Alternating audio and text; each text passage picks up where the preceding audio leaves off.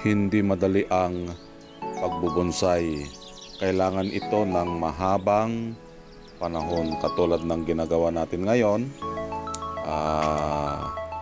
Tinatanggal natin yung mga dahon para kumapal ang kanyang mga sanga dahil ang ating bonsai ay binubuo pa natin ito katulad ng nakikita nyo ngayon.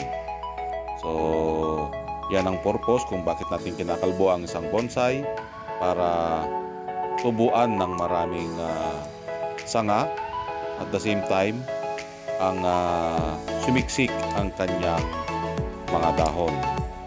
So mahabang panahon ang ating puhunan dito kapag gusto natin maganda ang ating bonsai na ginagawa.